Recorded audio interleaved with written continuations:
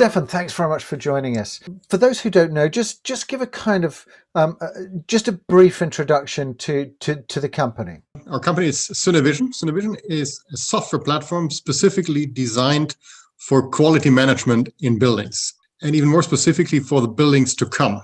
So for the future buildings, for all those smart buildings that will be part of smart cities that have a lot more technology inside them than we're used to have.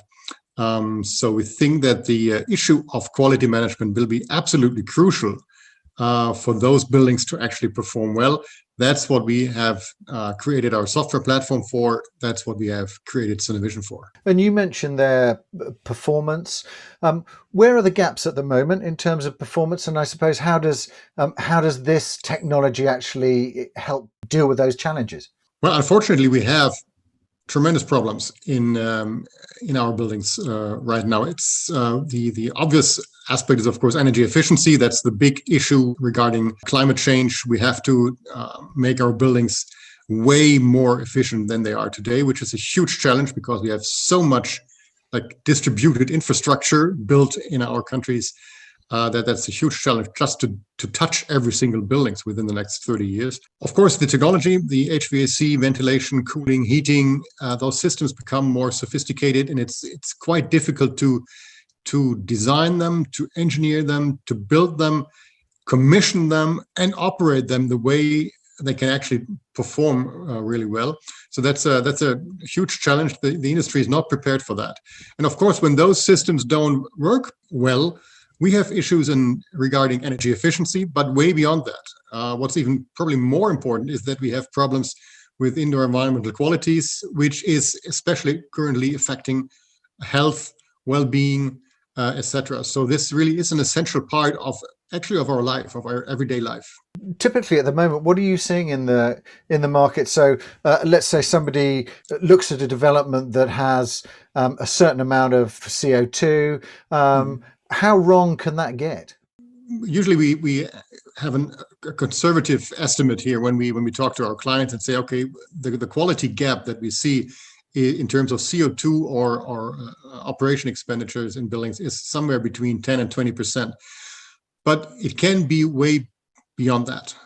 So we have definitely buildings, especially when it gets more complex, where buildings really have much bigger problems. One surprising phenomenon that we see is that buildings that try to be very sustainable because they are targeting at a LEED certification or DGNB certification, something like that, they tend to install even more technology. And so they over-engineer by trying to get more sustainable. And of course, this is even more challenging.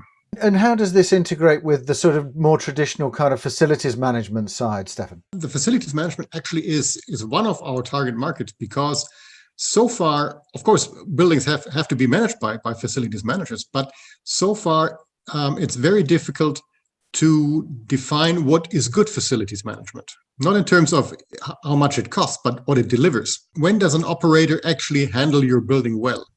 What's the benchmark in his contract? Usually looking at indoor environmental qualities or efficiency or so, there's nothing in there. So if this is not part of his contract, it's not going to be part of the price. It's not part of the market. It's not a service.